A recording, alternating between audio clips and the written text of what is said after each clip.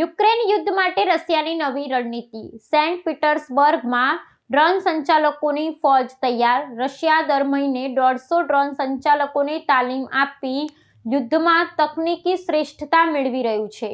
Russia Ukraine સાથેના સંઘર્ષમાં પોતાની સૈન્ય ક્ષમતાને વધુ મજબૂત કરવાના ભાગરૂપે મોટા પાયે ડ્રોન સંચાલકોને તાલીમ આપી રહ્યું છે. આ પ્રયાસોના કેન્દ્રમાં સેન્ટ પીટર્સબર્ગ ખાતે આવેલું એક અત્યાધુનિક પ્રશિક્ષણ કેન્દ્ર છે, જ્યાં દર મહિને અંદાજે 150 જેટલા નવા ડ્રોન સંચાલકોને યુદ્ધ માટે તૈયાર કરવામાં આવી રહ્યા છે. આ કેન્દ્રો રશિયાની રાષ્ટ્રીય પ્રાથમિકતાનો હિસ્સો છે, જેનો ઉદ્દેશ્ય યુદ્ધના મેદાનમાં તકનીકી શ્રેષ્ઠતા મેળવવાનો છે.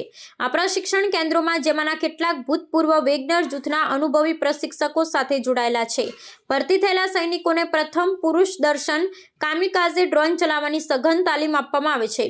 આ તાલીમમાં માત્ર સિમ્યુલેટર પર અભ્યાસ જ નહીં, પરંતુ વાસ્તવિક હુમલાના મિશન માટેની તૈયારીઓનો પણ સમાવેશ થાય છે.